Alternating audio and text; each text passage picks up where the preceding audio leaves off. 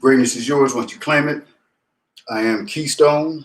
I'm a synthesizer of energy, frequencies, and information that generate increases of consciousness, self-awareness, and self-love for those who do not know who they are or the power they possess. This is Code Red. Code Red is an acronym for Reverse Engineering Destiny, and we ask you to go inside yourself.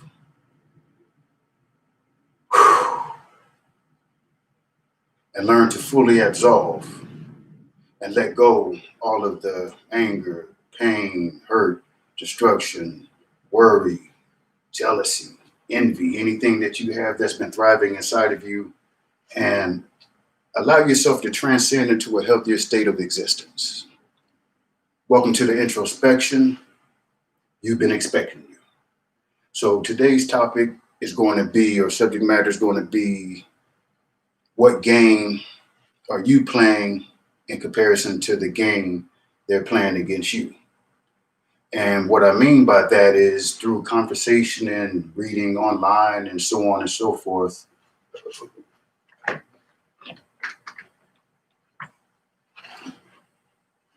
Excuse me. All right, so basically what's going on is people feel that they're able to do something different than what's going on. I mean, it's just like if you're playing a particular sport or involved in a particular activity, you can go with the mindset that you're going to do something different than what's being done in that moment, in that space, and you're not going to be able to participate. But the unfortunate thing is that these people love that you participate in shit that you don't know anything about. They truly love it because they know you're going to participate fully and wholeheartedly and have no idea what the purpose is. So they can outline what their agenda is and go for what they know.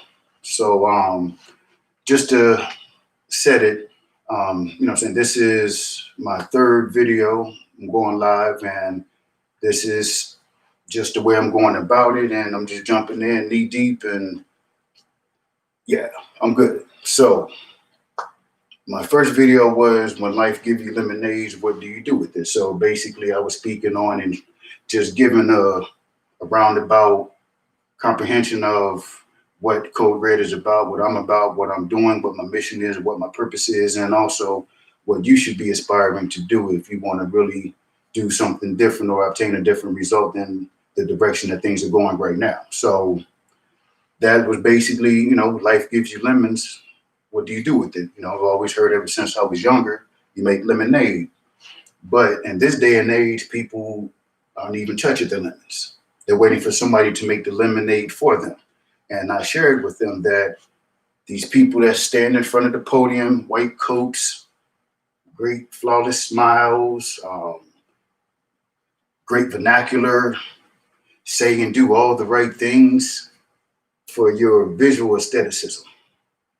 But spiritually, if you lead with your heart, that shit don't make sense. Well, it doesn't to me, and for those that I know that are not afraid to say that's bullshit, they call it out. Well, so that's basically what that's about. So the message that I wanted to share with people on that was that, again, the people at the podium in front of the TV reading off the teleprompter or a pre-written script, they're going to hand you a cup that resembles lemonade, a glass. There's going to be condensation running down the side of it, ice and so on and so forth, fresh fruit, whatever you choose. And the thing is there's going to be a cup of yellow piss, but they're going to tell you it's lemonade. And because they have a white coat on and they're at that podium and they have a bunch of initials behind their name, you're going to drink it with a smile. So the show that I did last night was introducing the 7 laws of nature. And there are more than 7. I've seen upwards to 60 plus, but first focus on the 7. Once you can digest the 7, yeah, you can go and explore, but the 7 are the ones that are directly affecting you right now, us, everybody. And these are the ones that the people that are standing over you with their thumb against the back of your neck, These are the laws that they understand, and everything that they do are based within these universal laws. But they use it to support their purpose, not yours. So either you can keep sitting your ass on the sideline and waiting for them to have a change of heart, or you could get your ass in the game, make some decisions, make some moves, build, you know what I'm saying? Get your family together, get your friends together, those that do want to do something different. I mean, from my journey, I know that I cannot make or force somebody to do something. That was a bitter pill that I had to swallow a few times along this path because, the type of man that I am or a person, I would, whenever I had something that was fire, that was worth like, hey man, let's go get it. And I'm attempting to pull people, hey man, come on, hey, but when it comes down to it, nobody moves until they are ready. So I learned not to get offended because when I first started on this journey, I used to want to shake the hell out of people.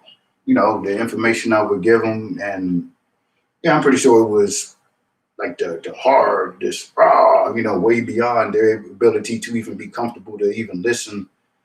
And they really listened because of me. I'm sure if it was somebody else that they didn't hold in that regard, they would have told her to shut up, hung up the phone, and went about their day. But while I'm speaking, I felt I gave some very valid information for them to at least consider to, maybe change the way they do things or however they do it. And they just say, "Oh, well, it's too late now. I've been doing it all my life." And I'm like, "What?" So I had to accept that.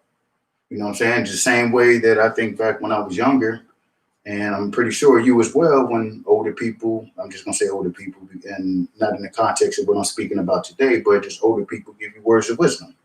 Don't do this, young man. Don't do this, young lady. If you do this, this will happen, and this would be best for you. And, while they're speaking, you're listening and so on and so forth. But once you leave their company, like, I'm going to do my thing. So that's what I came to understand. Excuse me, understand. I don't want to stand under anything. I understand. Then once I get an understanding, I establish myself to be able to overstand. Never ever stand under anything. I'm gonna touch on that a little later.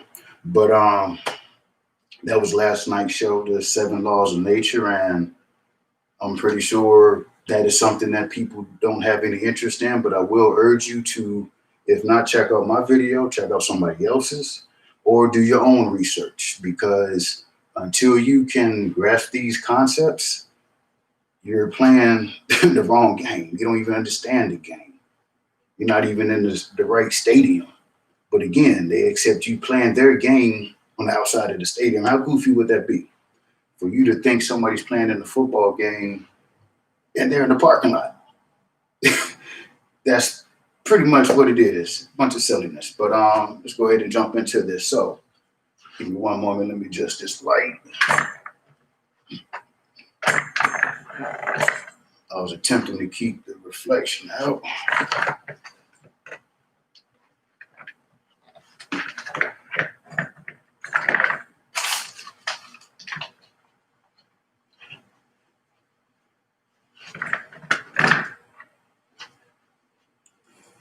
All right, a little better. But so what acronyms that I use, I love acronyms. Anybody that's ever done anything with me, I come up with acronyms for any and everything. Again, stay tuned. So what I've come up with is an acronym IFE. IFE. That is the structure of power that they're using against us. IFE.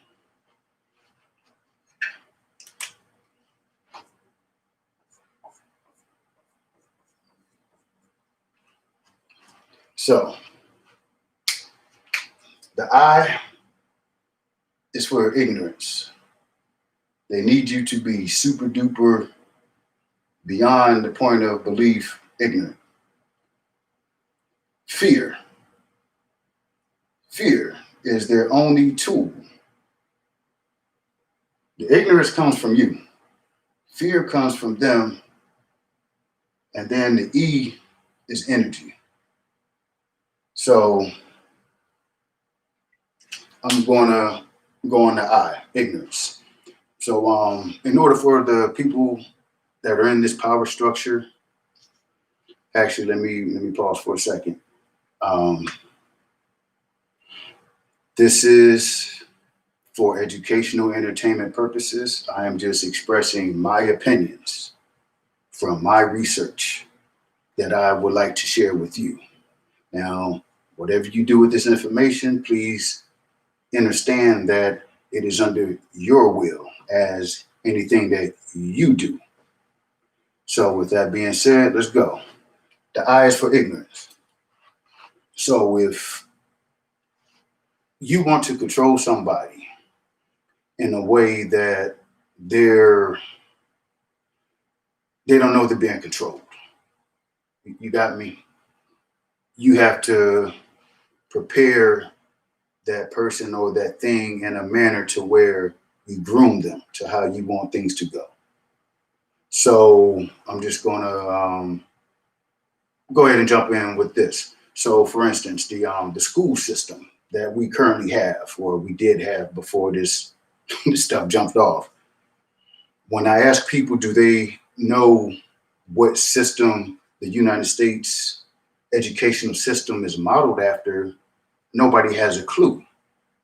It's just accepted that, oh, this is school and we go to school and da da da da da, and so on and so forth. We go to kindergarten, get to 12th grade, then either you go to military, you go to college, or you get a job, or you do something else.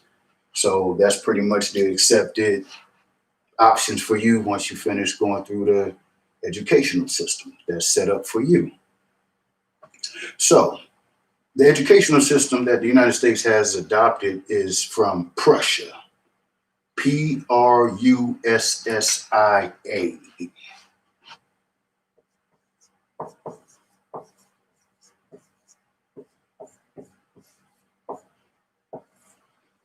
Prussia.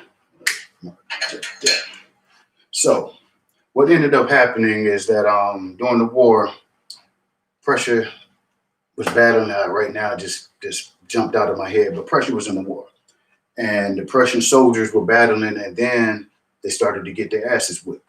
So what they ended up doing was turning around and retreating against the orders of the generals and everybody that was, their upper brass. So they took that ass whipping as a country and went back to the lab and thought it out. Like, okay, if we're going to be a force to be reckoned with, we can't be having our soldiers retreat, especially in the middle of a war.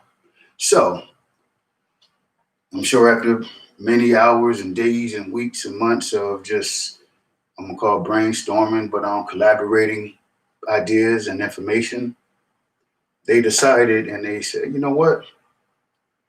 We got to wait. So, in order to prevent that from happening in their older age, we need to get at them at a younger age. So, what they started to do, they began programming and instilling what and how they wanted you to be by the time you got to the age when you got out of school. So, therefore, when you graduate from high school, just like in the United States, your options are limited. You can either go to college, get a job, jump in the workforce, or go in the military. And all through your school career, those are pretty much the only options you're given. And very rarely, I actually honestly, I can't say it was a teacher. Maybe it was, maybe it wasn't, but I can't recall anybody to express to me about entrepreneurship or having your own, owning your own. Everything was go to school, get a job, join the military, and go to school to get a good job so you can have a lifelong job and security and benefits and so on and so forth. So that's all I've known ever since I was able to recall. So with that being said, everybody that goes through the United States educational system is destined for college, workforce, or military. And then if you're out there doing none of these three, these other two, jail and the cemetery. So they got control of everything that you're going to do when you graduate from high school. Everything, except for the entrepreneur thing, but they don't teach you that. And if they do, it's taught to you in a way that's watered down that you don't really comprehend that, hey, this is something I can do, unless a teacher or somebody outside of that structure tells you and grabs you and, come on, let me show you this. You can do this, you can do that, and you go on. But like I said, the Prussian education system, that's what the United States modeled their educational system after. So you get somebody, a child, the earlier you get them, the better. So kindergarten. So we're gonna start from kindergarten or whatever they called it in Prussia, but now I'm going to speak primarily United States educational system. So from kindergarten, first grade, second, third, fourth, boom, boom, boom, boom, on out. So what that ends up doing is it doesn't address individualism as far as the potential of that particular child in that classroom.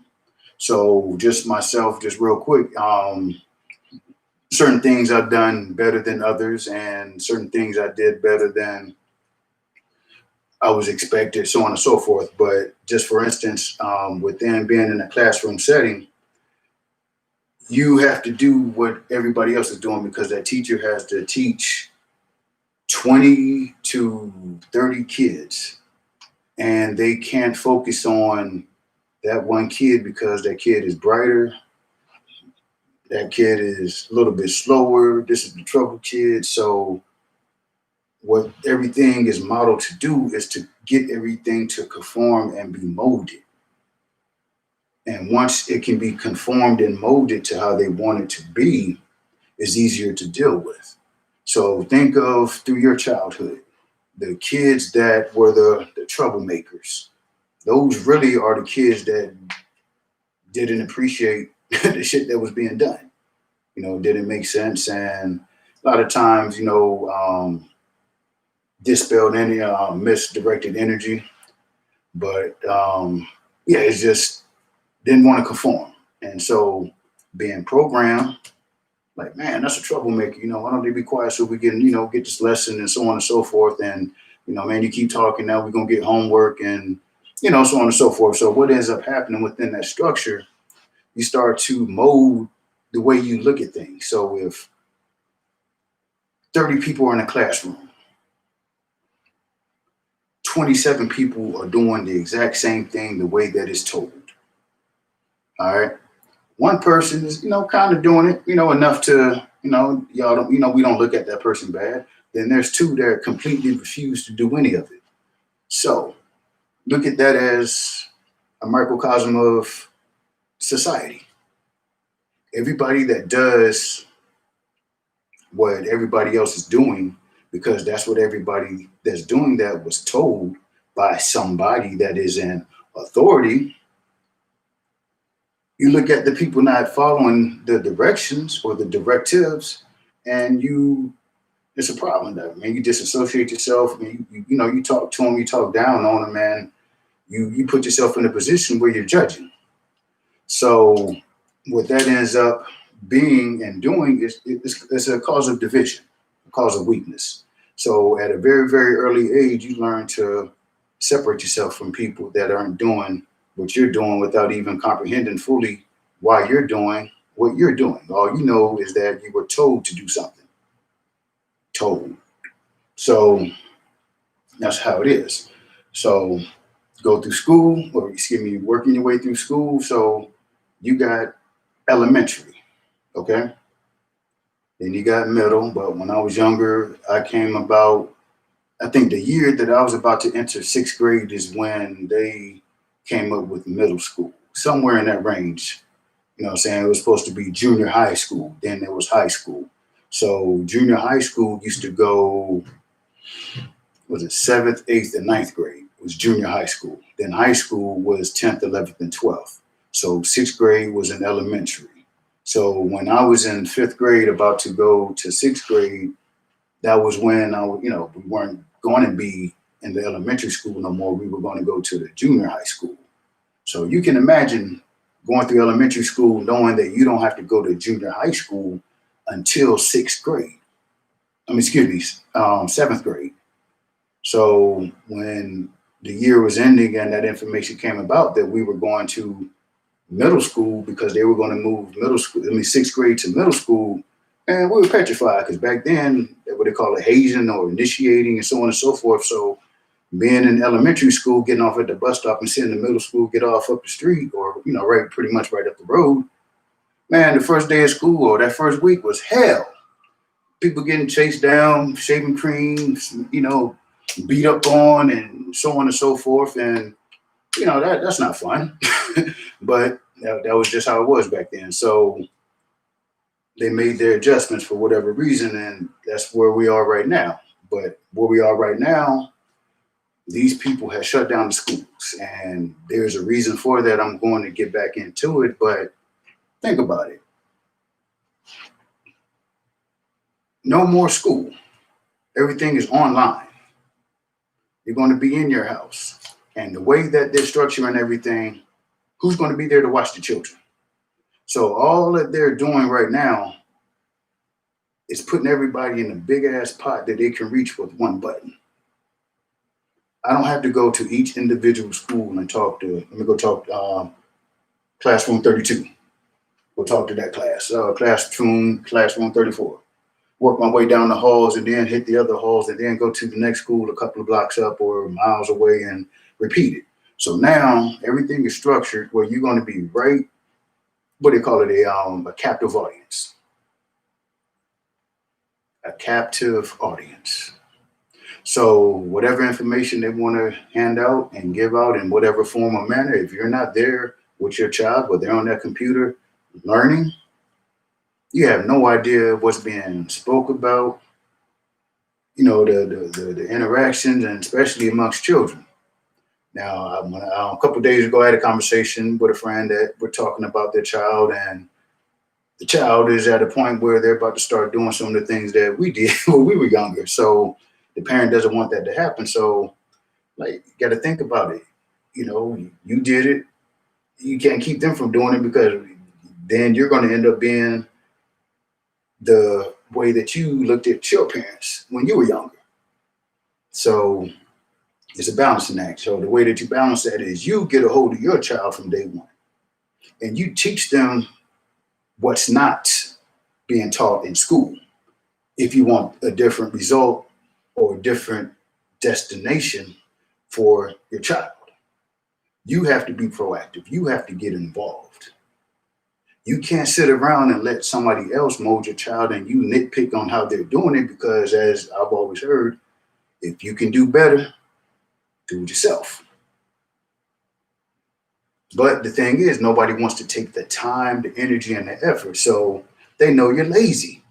They know you're not going to want to take the time. You're not going to invest into you so you can pour it into your child because you're out chasing shiny things, doing things that are not beneficial to this child. And you bring this child and you created this child and brought them in, they were birthed into this dimension. You have to do your beyond what you feel is your best to give them the best opportunity to be beyond their predestined destiny because of the way the system is structured. So you will have to go against the grain. You will have to have conversations with your family on not doing certain things, why you don't do certain things. But the thing about it, you have to get out of that fear. You have to make that decision for yourself and those that, I'm not going to say depend on you, that build with you. And for those that take from you, cut them off. But those that truly want something different, you have to make a decision. If you do not make a decision, nothing will change. Everything starts with a decision, even a non-decision. You have to sit your ass there and not decide to do something and just let stuff happen to you. So with that word ignorant, growing up, ignorant seen as a bad word. When you get called ignorant, it's an insult. That's the way it's taken, but that's not really what it is. Ignorance is just, you don't know. You don't know. You don't have information, or you didn't have good enough information, or you choose not to know. But either way, by you not knowing, you don't know. And that's ignorance. So there's so many things that go on in life that affects you directly that you remain willingly ignorant about. So many things in life that you remain ignorant about by choice and decision. Everybody has a reason. So I remember when it was put in this context about life. Success, was basically was talking about successful people and non-successful people. Non-successful people or poor mentality minded people, they have way more reasons than they have results. Wealthy minded people, successful people striving, getting it, got it popping, can't stop them, can't touch them. They have more results than they have reasons. So you have to get to a point in life when you desire to have more results than reasons. Everybody has a reason for anything that exists. The truly successful, powerful, wealthy, to whatever degree that you use to measure that for yourself, I can guarantee that at least 99.9999% of them have way more results than reasons. Think about it. Oh man, I didn't do that because of this, man. They did this, I didn't do this, man. Da, da, da, da, da. Okay, cool. Now, somebody that has more results than reasons, yeah, that broke down, but what I ended up doing, I found a way to get that taken care of because I know somebody that had that particular thing, or they knew how to do so. You know what I'm saying?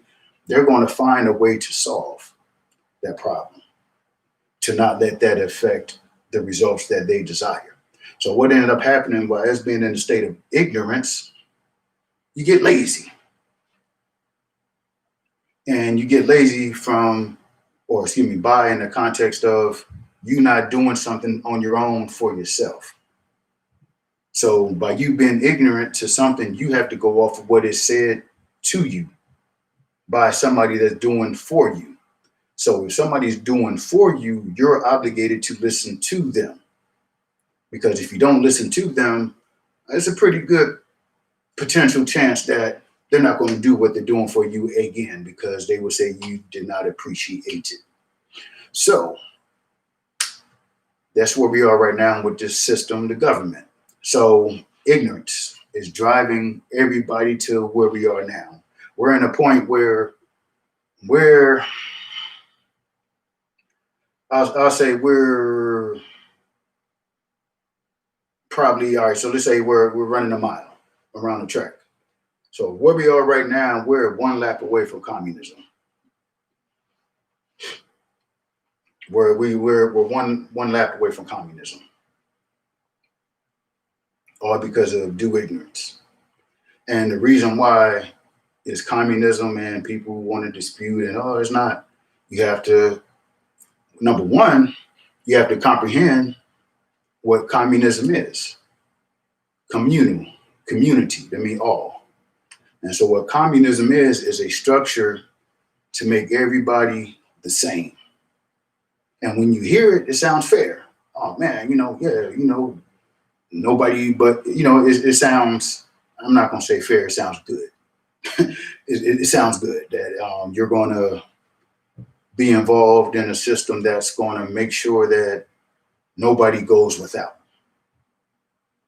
Okay.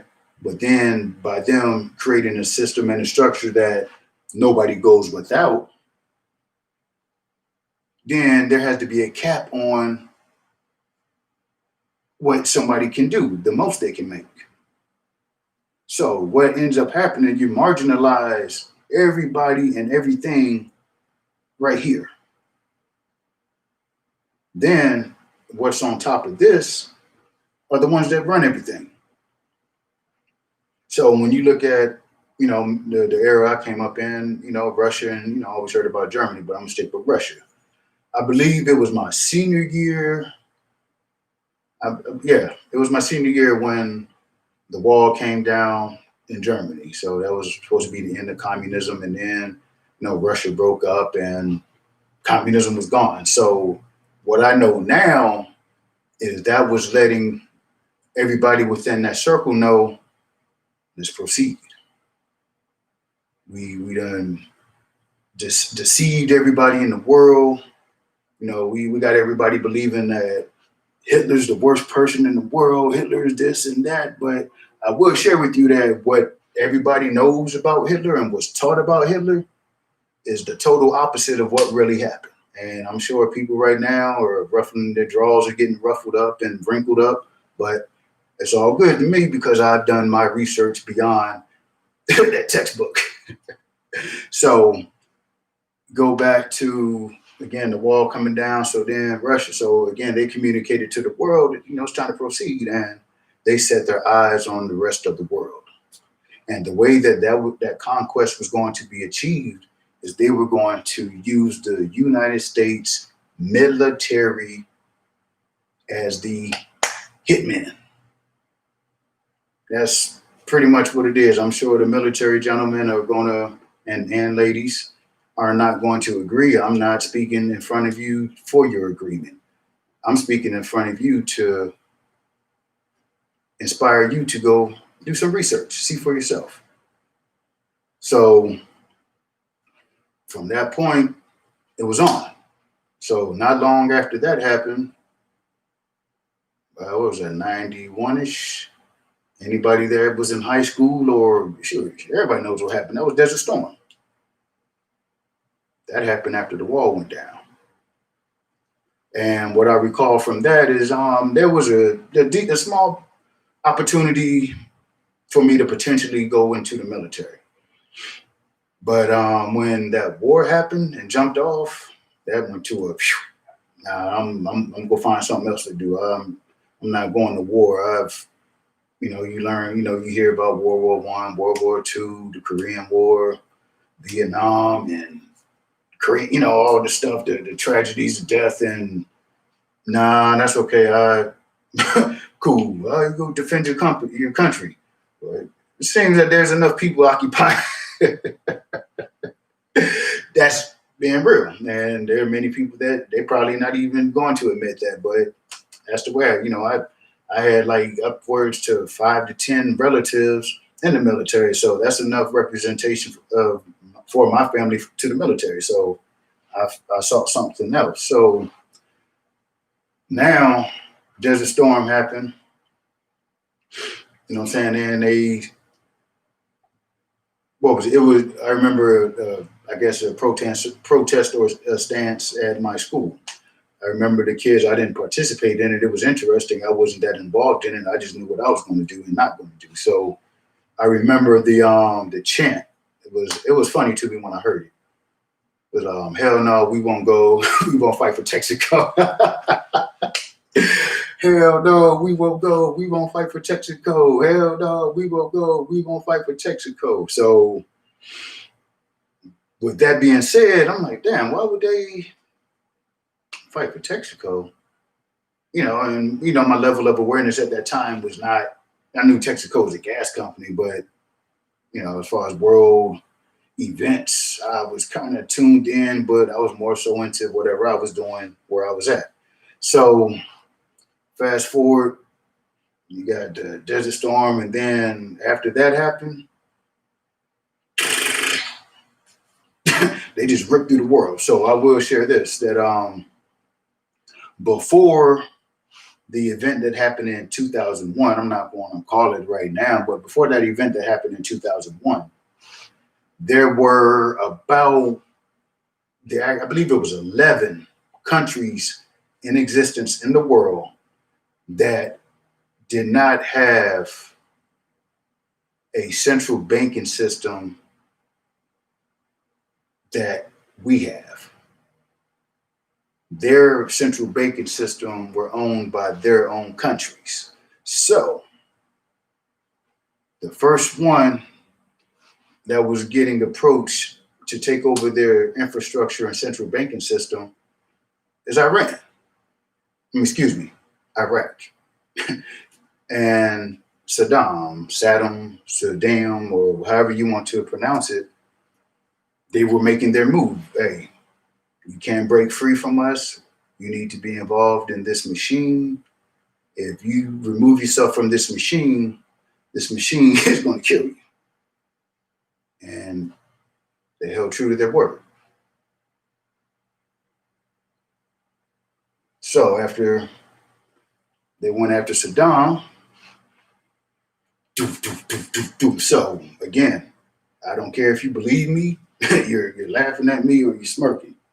I can guarantee if you're doing that, you didn't crack no books open or you didn't even type in any of the stuff that I'm speaking about. So therefore, the joke is on you because you remain in ignorance, not myself. So once those countries start falling down, you know how many remains without the central banking system that runs the United States? There's three. I'm going to name them for you. Number one, Cuba.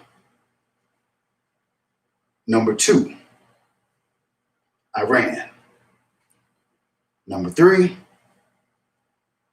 North Korea. Marinate on that for a second, or two or three. Cuba, Iran, North Korea.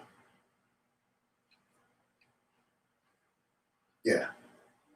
But, that's a whole nother topic I could go on, but just wanted to share where the ignorance lies. So all of this is going on before our eyes. And the thing about it is that the system is set up for us to participate in our enduring ignorance.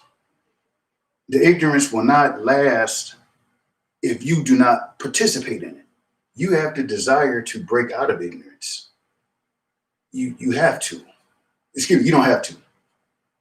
If you want to break out of ignorance, you have to choose to do so.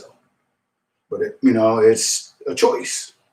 I got to a point where stuff did not make sense. Well, stuff never really made sense to me, but it got to a point where it was just beyond ridiculous. So I'm just going to share this real quick, sidebar. When I really started to begin to really look at things on a grander scale is when I did vote one time. It only took me one time to see that it was bullshit. I didn't go back. I'm not a glutton for getting shoveled bullshit in my mouth just because somebody say it's what I'm supposed to do. Nah, I ain't cool. I'm gonna sit on the sideline and watch these people act goofy over some shit that don't even make sense. So I participated in the I believe it was the election after 2001. So the 2004 election. So I voted for the man Kerry. Yeah, we got to get homeboy up out of here, man. He's goofy. He just has no emotions, and he's just silly. He's airheaded, and whatever else people were saying, and how I felt about the situation. So yeah, and this is me off of emotions. I had a little bit of information, but not the right information. Again, I had a little bit of information, but not the right information. And then with the little bit of information I had, I didn't have enough of it. So what ends up happening, the reason why ignorance endures is because people would take a little bit of information and they don't grow it. They want to run their whole life or existence or whatever off of that little bit of information. So I decided to vote. Hey, I went out, I registered, got my card, okay, word. I'm gonna go ahead and get involved because, as I've always heard, if you don't vote, you can't complain. So, all right, I'm not really complaining. I'm just talking shit. But okay, cool. I'm gonna run with it. So I get my voter card. I go vote, cast my vote. I vote for that man Kerry, the donkey guy, and watch TV and wait for the results, and then the bullshit happened. So that's what I'm saying. You got to make a decision for you at the time that you're supposed to make that decision. That was enough for me. So there's something going on with the ballots or the voting polls or whatever's going on in Florida. So I'm like, okay, dang, that's jacked up. Wondering what's going on. So then the information comes to me that his brother's the governor of the state of Florida. And I'm been accused of being a conspiracy theorist, so on and so forth. And as I share with you, if a conspiracy is anything that's not valid, what kind of sense do you think about it? You're way more ignorant than the people that you call conspiracy theorists. A conspiracy is two people talking about something or intending to do something. That's it. Two people. So you're saying that conspiracies do not happen. So you're saying that two people don't sit down at any point in time and talk about doing something to somebody or something or somewhere. So think about that. Break yourself away from these labels the media gives you. Oh, conspiracy theorists, conspiracy theorists. So again, as one of my earlier videos, conspiracies. Conspiracy, two people talking about doing something. So you and I could be having a conversation. We're going to conspire to go to the store, take a trip. We could conspire to play cards, play dominoes. That's a conspiracy. So when the thing that adds to the ignorance is they slap your label. They want you to think of things as they put them out in front of you. So anybody that's a critical thinker, a deep thoughter, somebody that looks at things for what they are and is not emotionally attached to them, yeah, that person's a problem. We can't have that. We need everybody to follow within what we're doing. So let's call them conspiracy theorists. I'm going to, okay, I'll go ahead and call it. So that term came and was introduced and put out at everybody, broadcast. That term was broadcasted to everybody during the JFK assassination. Like I said, I'm not going to go into that, but yeah.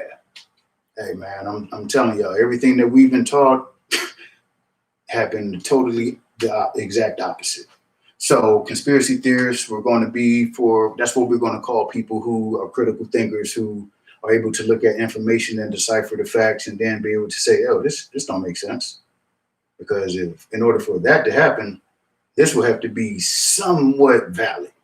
But because this is totally valid, totally invalid, yeah, that devalues this over here. So we can't have that. We need everybody to look at and listen to what we say and go, okay. So conspiracy theorists, that's where that term came from, coined by the CIA, COINTELPRO. Check it out if you want to. I dare you. So from that point forward, anybody that said anything against the official statement, official press release, they're conspiracy theorists. So what that does, that devalues and invalidates that particular person because they're doing something different than their group. See, all this comes into play. It's programming. So conspiracy theorists, now that keeps people in ignorance. So when somebody comes to them with something of, like I said, right knowledge, right information, and even conflicting information. So another term is cognitive dissonance. Cognitive dissonance. Cognitive dissonance. That means you refuse to accept something because it conflicts with what you've grown to love. Okay? So for that person that's outside of that circle to reach inside that circle and share some information, the major majority of the people in that circle are going to refuse it just for the fact that it didn't even sound like anything that we talk about in here. But within that circle, there are going to be some people that may, that might have some weight. You know what I'm saying? It might be valid. You know, what they do with that information is up to them, but at least they can accept that something can exist outside of what they've been told. So what I do share with people, and even with you right now and going forward, I don't ask you to agree with me at all. I don't ask you to believe me at all. I truly desire for you to go seek this information yourself. So with that being said, I'm not attached to any information. Once I grab information and I process it and I'm able to decipher it and my intuition would direct me what's right and what's wrong, cool, I accept it. Then later on, if a more, I don't want to say greater knowledge, but excuse me, a higher knowledge comes about and is the truth, I just stack that on top of the information I had before and it just builds. I don't knock that away because I'm cool with what I know right here. Yeah, it gets uncomfortable as these things start to get exposed to you. As you know, people like to refer to it as a rabbit hole. But when I started, I like the analogy of an onion, and the onion dealing with deception, because all this is off of deception. If there was no deception, that could not exist. It would not exist because you would look at that, man, get the hell out of here. And you would turn the channel or turn the TV off. Actually, you wouldn't even be watching TV. You would be outside. You would be doing family things. You would be doing friend things. You would be building. You would be networking. You would be creating rather than destroying. With that being said, oh man, I tell you what you guys may want to do, there's a song by Prince. Oh my gosh.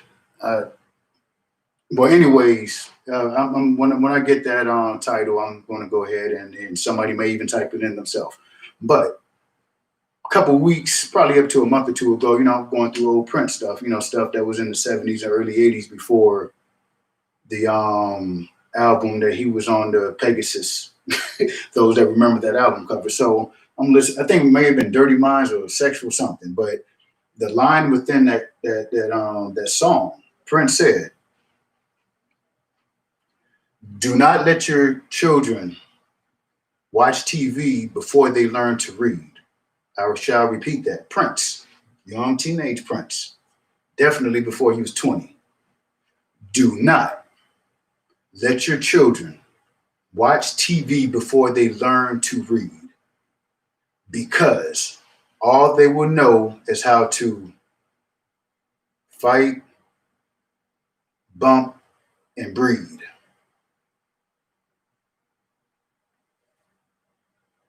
Do not let your children watch TV before they learn to read, because all they will learn to do is fight, bump, and breed. So this is Prince prior to 1980 speaking that.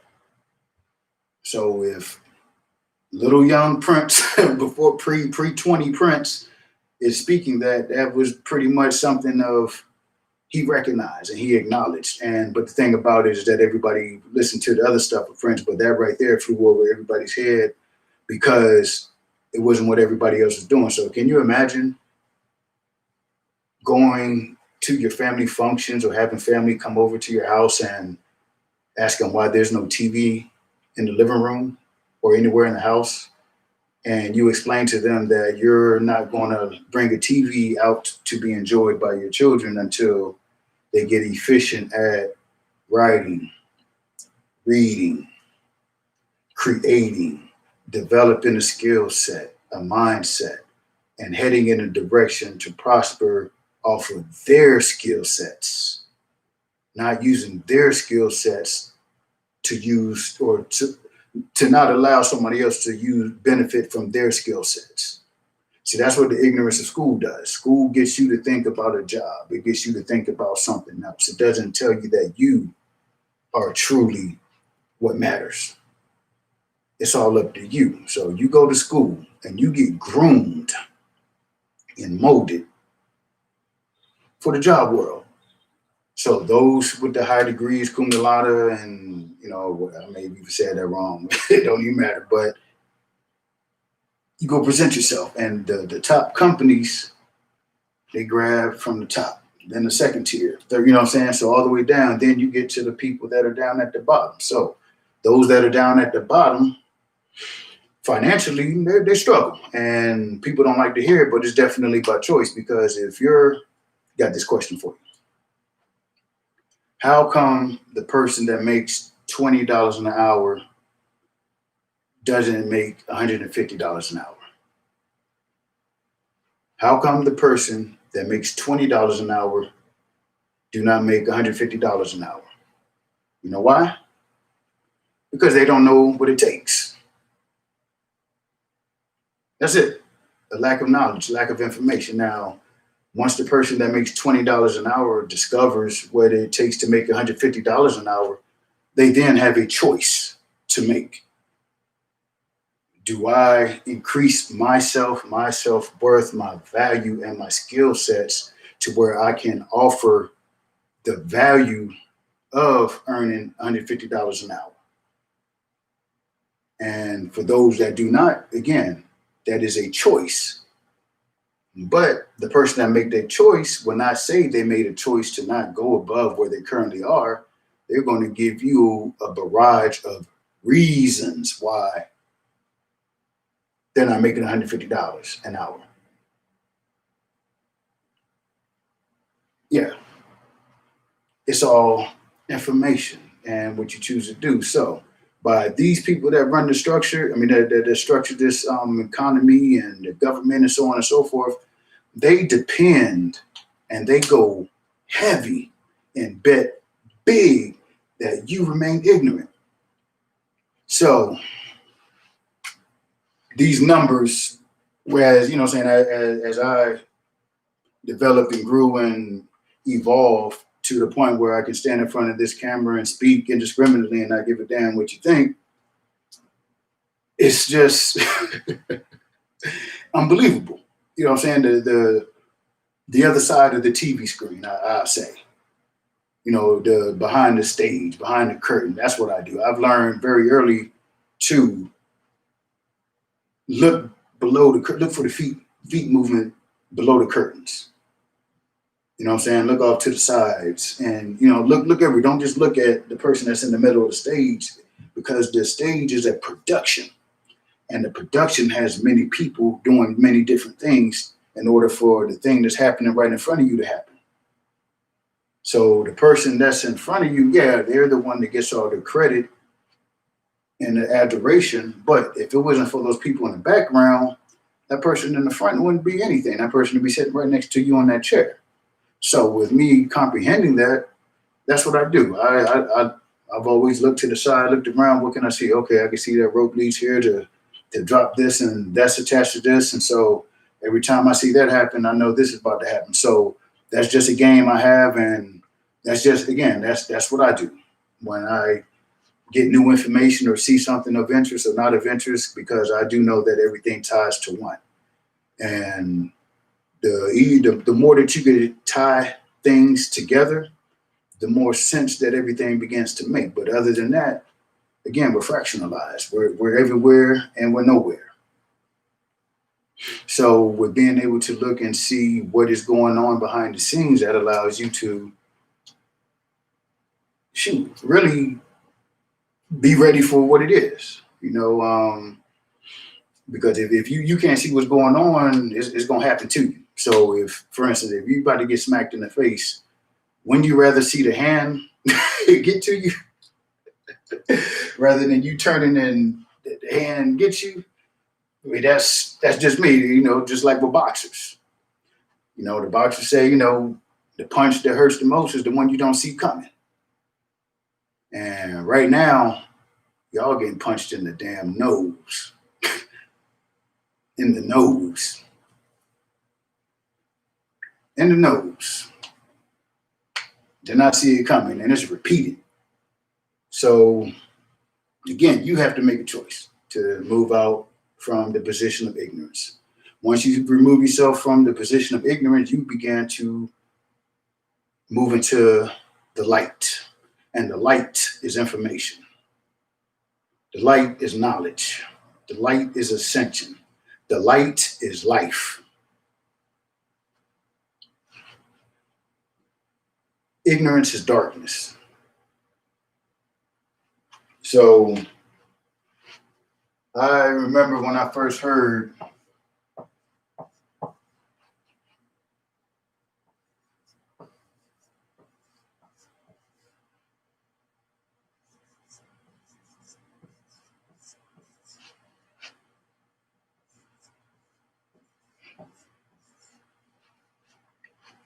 All right. I remember when I first heard that the 1% of the world population has 99% of the wealth. 1% of the world population controls 99% of the wealth. So, all right, so that 1% seems a little low, right? I'm sure you're like, man, that's bullshit. That don't make sense. So I'm going to do some adjusting to these numbers there.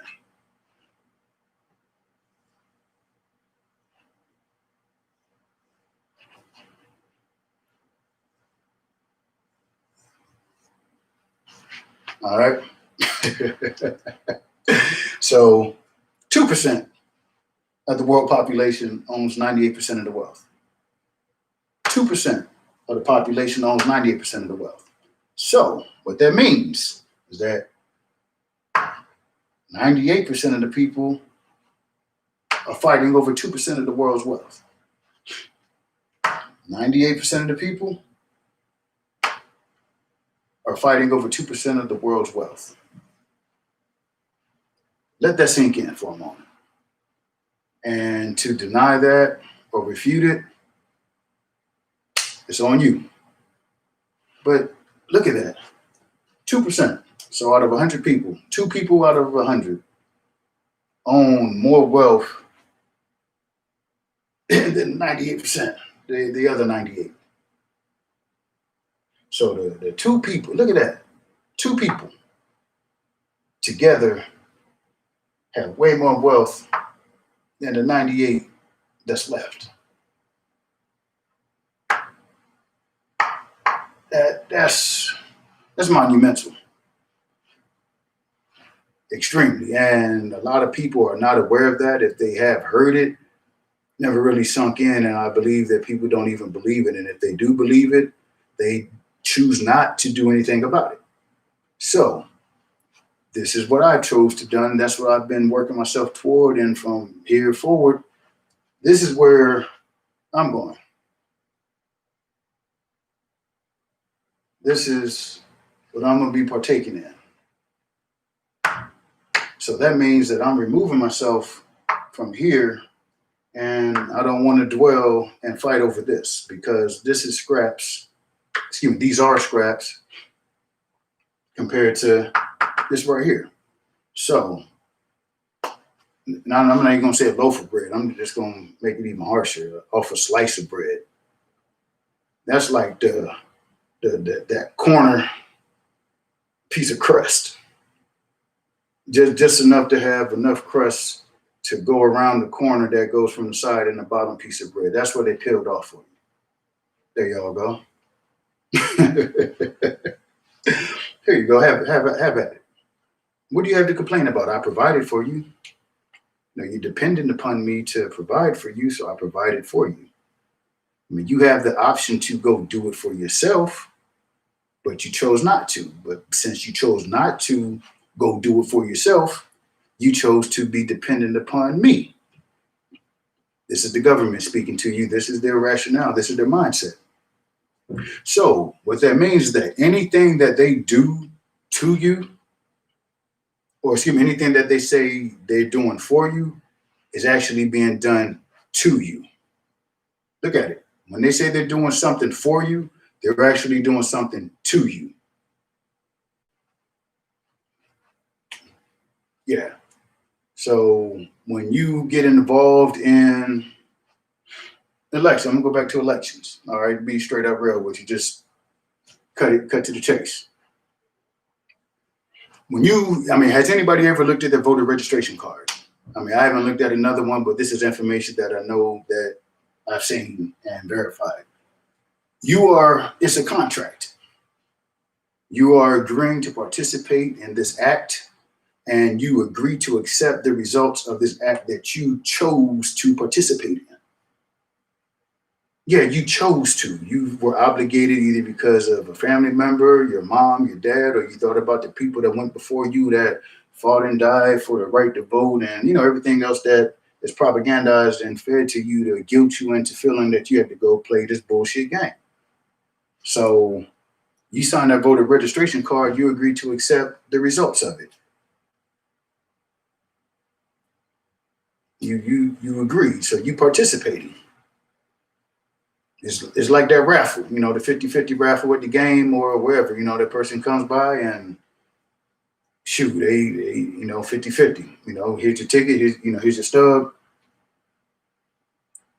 They probably have the ticket in their hand and it goes to one of their homies and you get your piece, but for everybody else, they're participating. You know what I'm saying? They participated in the farce. They didn't know beforehand that these two already agreed, conspired to run game on the whole stadium. It happens. Conspiracies. I mean, shoot, you ate today, right? Or you fed somebody, or you ate with somebody. You two conspired to go eat. You conspired to cook breakfast. You conspired to your job. Your job conspired to give you something to do. Like I said, it's all words. Once you comprehend and understand what these words are, they're just words, and you understand that the words have no power over you unless you give them power over you.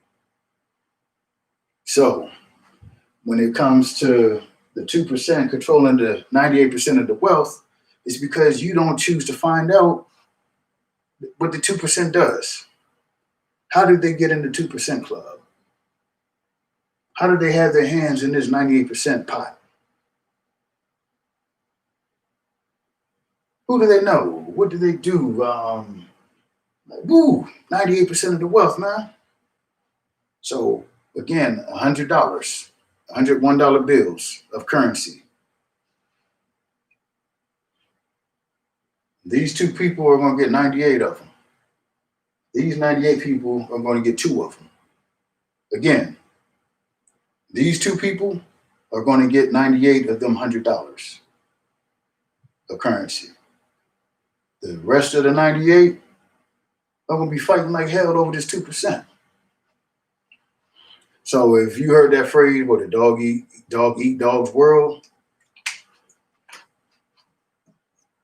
that's what that is. That's where the dogs are at.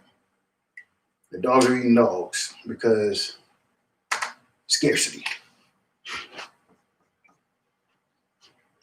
There's no shortage of money anywhere. It's just a shortage of access to it. That's it. Once you learn what to do, how to do it, you're going to be just as you were when you learned how to ride a bike. That was one of the hardest things to do. You had to trust yourself. You had to trust the bike. I mean, what would happen if I hit the curb? You know what I'm saying? I scrape my pedal, turning, and, so many other things about that bike. But then after you get on that bike and you learn how to balance and you got your pedal, you learn how to work the brakes and everything else. And then once you master those basics, you build from that. So now that curve that you used to be scared of hitting, now you're able to bunny hop over it. It doesn't exist anymore. That's the light. That's the easy thing. You don't even stop pedaling. You hop over the curve and keep going.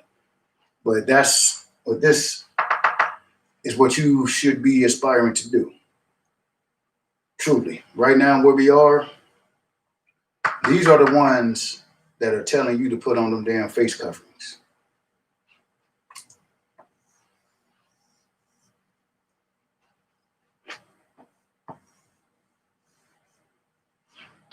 They're the ones behind all this. They're the ones perpetuating your ignorance for perpetual slavery. Because in order for them to keep this 98% of the wealth, they got to make sure that you never make it up here. So what we're going to do,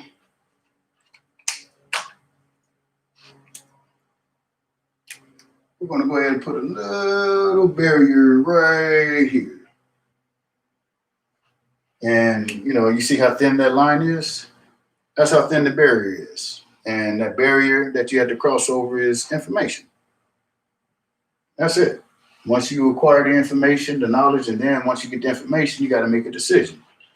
So that's what it is. So now, after you make that decision, that you are going to improve yourself. Again, as I shared with you, the $20 an hour person that doesn't know what to do to make 150, when they find out what it takes, they have a decision to make.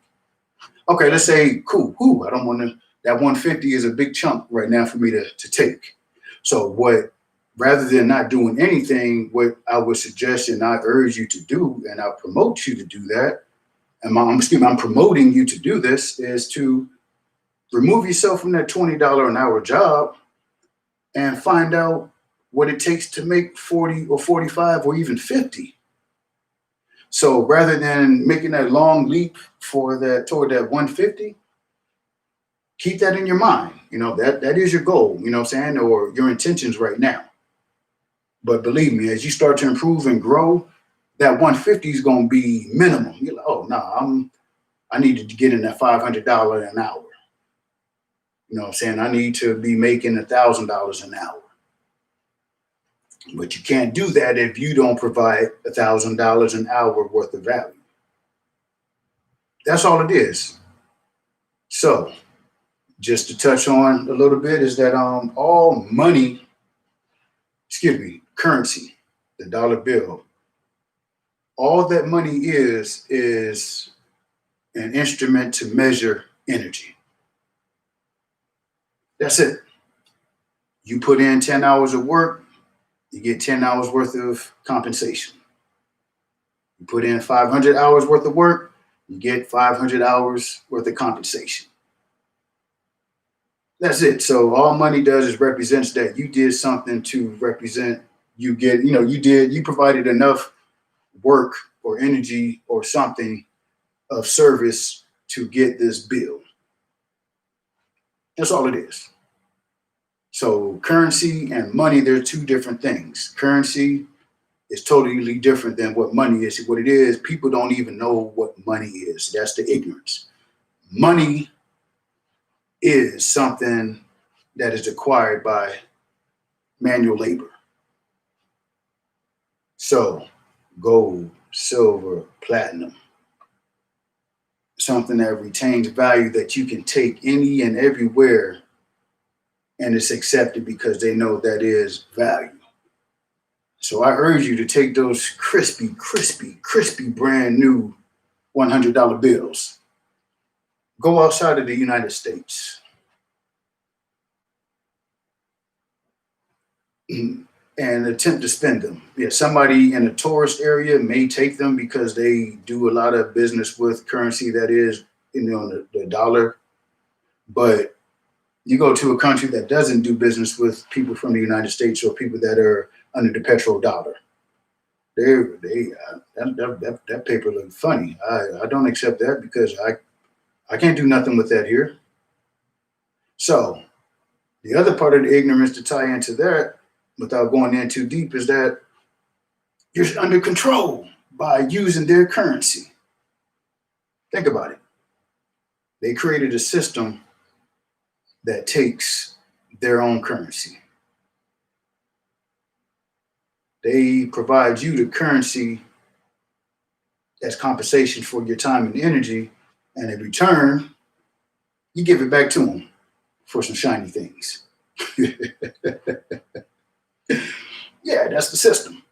That's the ebb and flow of the economics in the United States or the Western civilization. Commerce is king. Nobody wants to accept that, but as we go on, you can stay in denial if you want to, but again, in this day and age, this is a choice. This is exactly a choice. So this 2% of the population that controls the 98% of the wealth, I'm sure everybody, the major majority, I won't say everybody, but I'm sure the major majority of people that are going to listen to this right now or in the future are going to be thinking in value of dollars. No, that's why I said wealth. 98% of the world's wealth. I didn't say money or dollar bills, 98% of the wealth. So that means the gold, the oil, the platinum, the diamonds, the food, water, land, you, all of it is for the taking commercially. But by not having the information that they have and not being able to do the things that they do, that's what prevents you from getting over here. To get over here, you're going to have to read. You're going to have to write. You're going to have to retrain the way you think. I mean, think about it. But then I'm sure the audience that I'm reaching, if how comfortable would you be when you walked into a restaurant and you get handed a menu and the menu don't have any prices on it at all? But I'm just going to give you this. All right, cool. Menu don't have any prices, but let's say there are prices on the appetizers to put this in perspective. So there's another fold out, and okay, we got some prices. Now, you see the appetizers, nothing on the list of appetizers costs less than $500. Again, an appetizer, whether it's snails or whatever they eat, monkey brain, nacho dip, whatever. I'm sure they don't eat nacho dip, but yeah, appetizers are $500 on to whatever, but that's the lowest one.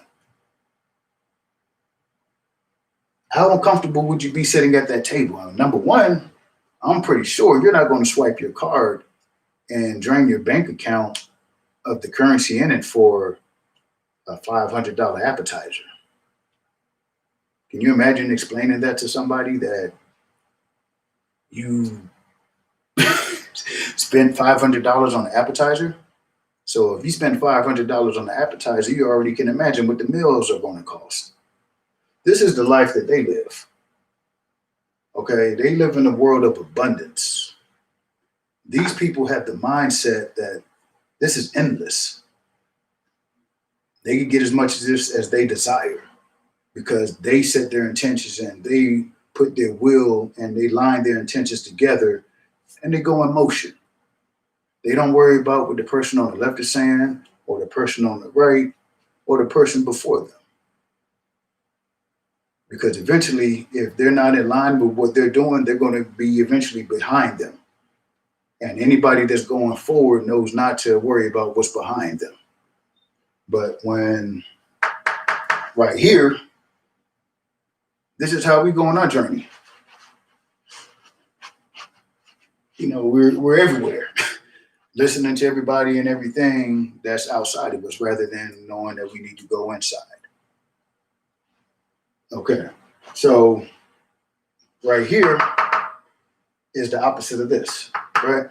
So if these people live in a world of abundance and that's how their mindset and that's how they live, that's how they teach their children, that's how their legacies are left, what do you think this one is? This one, scarcity. Water's about to run out, gas about to run out, coin shortage and this and that, and you need to do this. Scarcity, confusion, fear. So what needs to happen is that people should, it's up to you, make a decision to leave this 98% and move toward this 2%. And by going to this 2%, it doesn't mean that you have to be as those that are put before you or the ones that are villainized. And actually, what I'm going to do, I'm going to drop this too. By money being a representation of currency. So currency is energy, right? So current, whether it's electricity or whether it's water, it flows. It's in waves, okay? So, well, I'm going to use water, but electricity is current. So the water is flowing, all right? Now, on the outside of the water that's directing the flow of the current, it's called what? It's called a bank, a river bank. The bank controls the flow of the currency. Again, The water is flowing, the current, and the bank is on the outside of the water controlling the direction. So now when you bring it to what we experience, you keep your money in order to get more, you put your currency in order to get more currency, you have to go to and whether or not you get that currency or not, the decision is made by so the controlling mechanism of all of this is the bank. Believe it or not, it's up to you. Again, current is flow, water, electricity. But again, for this example, outside of the water is the bank. If the bank was not there, what happens when the water rises? It just goes everywhere. So you can't, the bank can't have a grip and a grasp on things unless it has control. So the bank creates rules, and then the rules become laws, what they call laws, but end up being statutes and codes and ordinances. But these laws are passed to keep the bank in control of the flow, believe it or not. So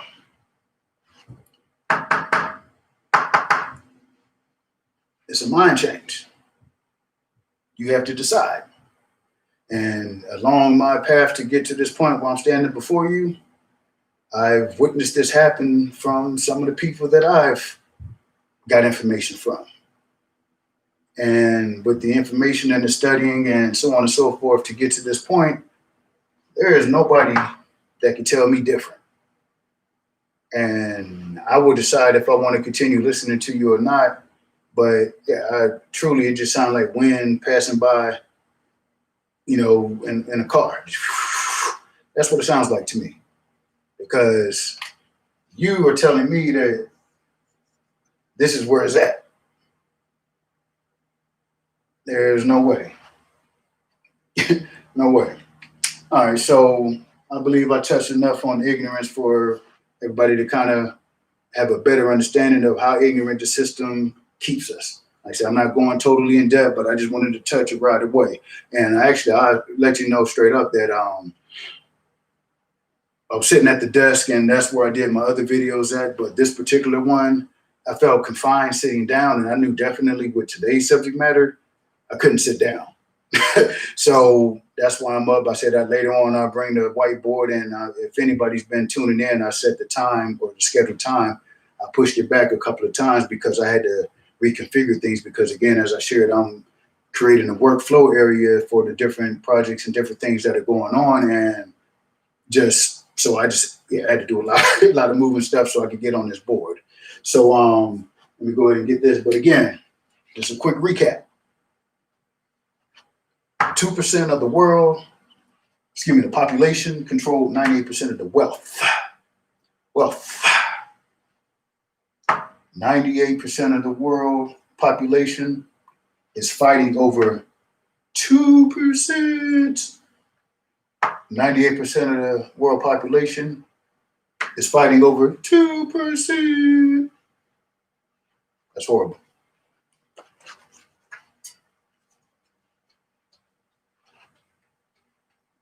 So, the educational system is Prussian, modeled after Prussia, because Prussia got their ass kicked in the war, and they didn't want to lose another war. That's the reason why we got this educational system. Oh, man. All right, so now we got the I. We touched on the I. Now we're going to get on the F.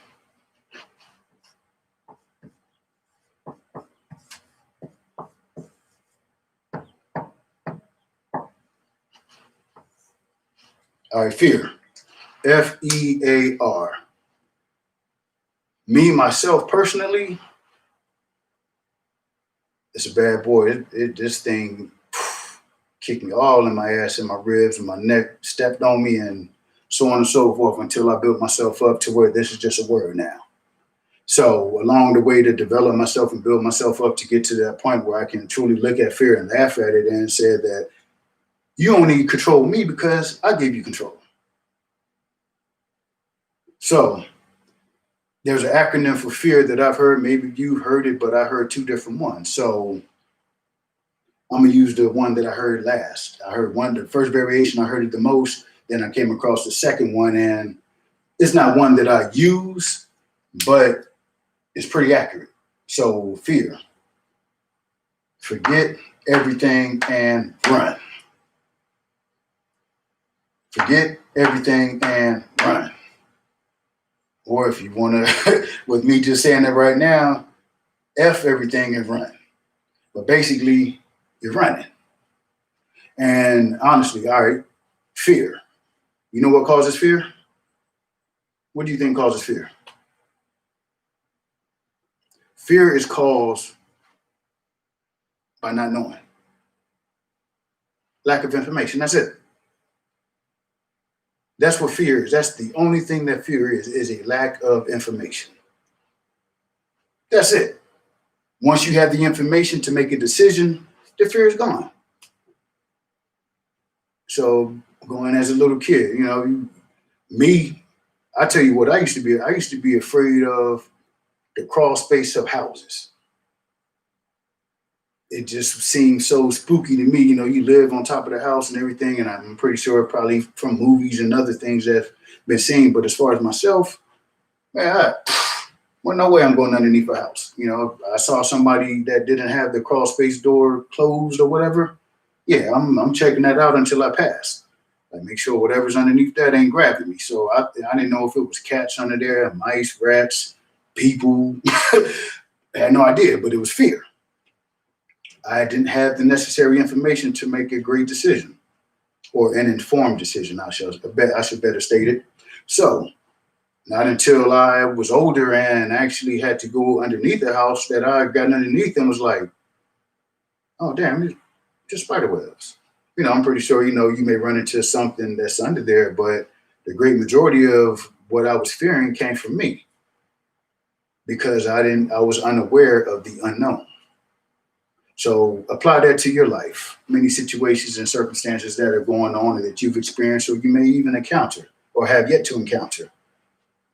You're going to be fearful because you don't have the necessary information.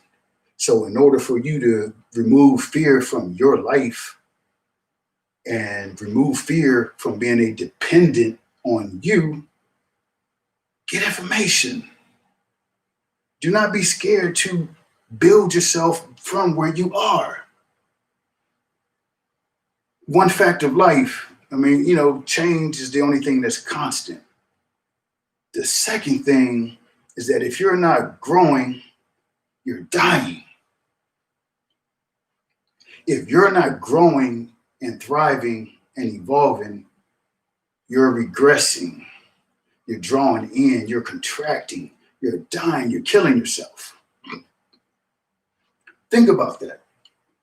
Marinate on that. Fear is a killer. Now, what happens when you're fearful? You stop.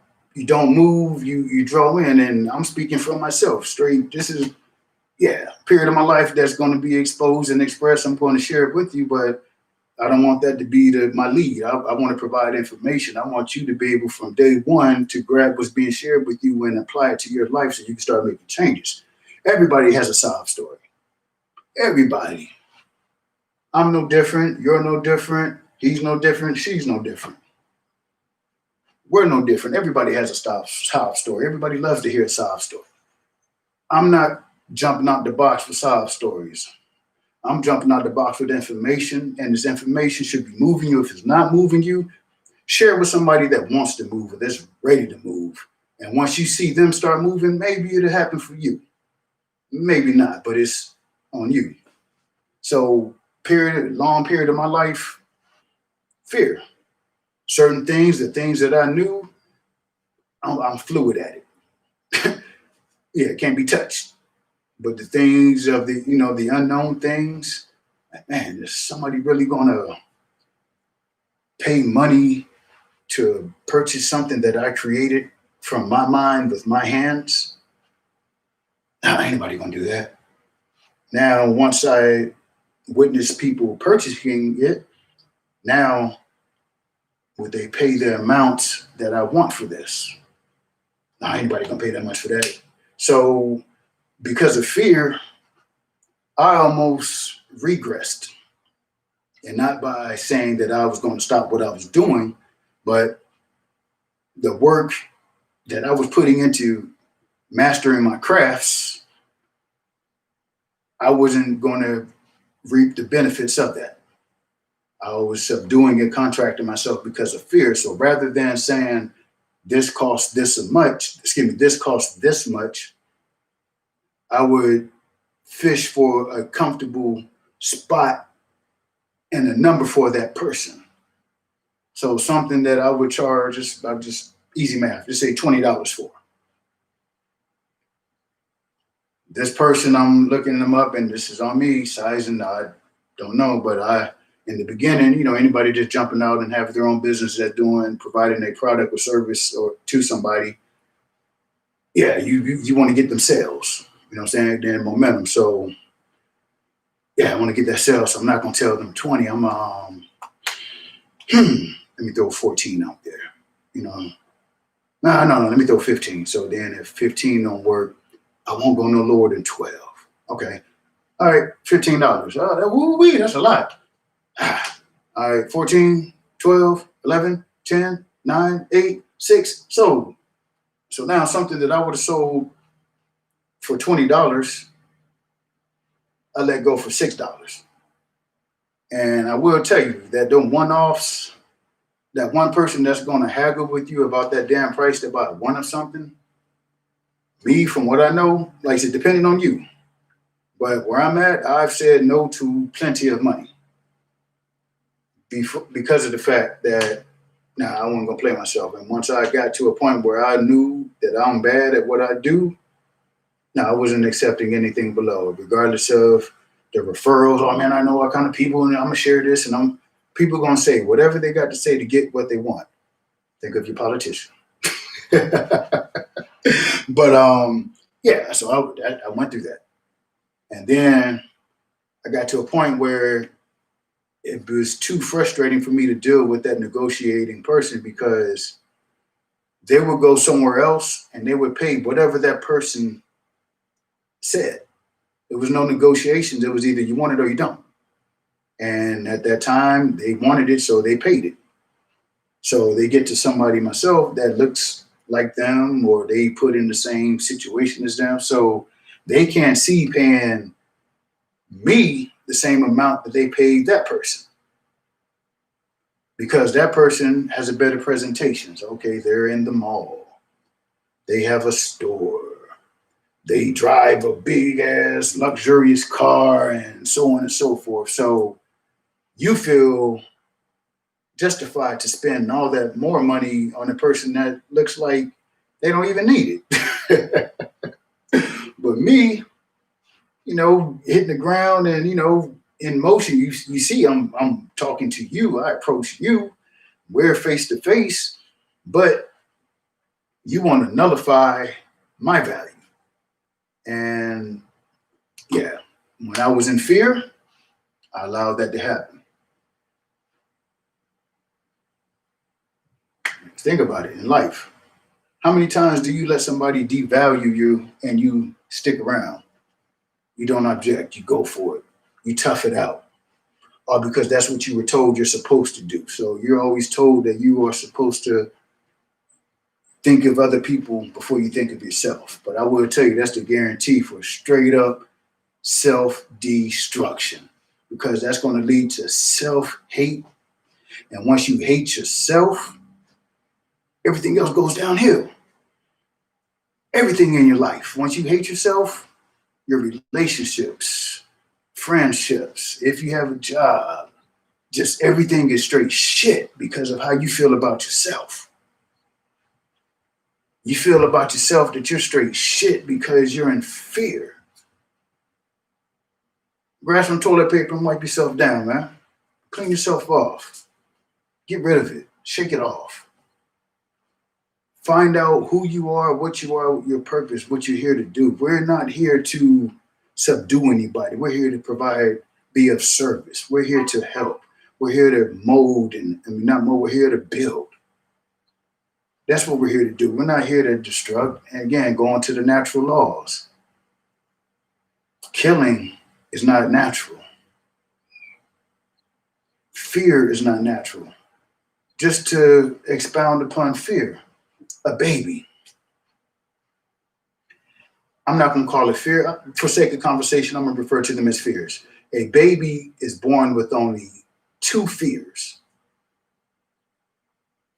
A baby is born with only two fears. Number one, loud noises. Okay, no disagreement on that. Okay. Number two, a change of elevation basically as a drop. I'm not saying, they don't know they're going to hit the floor, but if a baby changes elevation real quick, the baby will go in shock. Those are the only two fears that we entered this universe with. Everything else,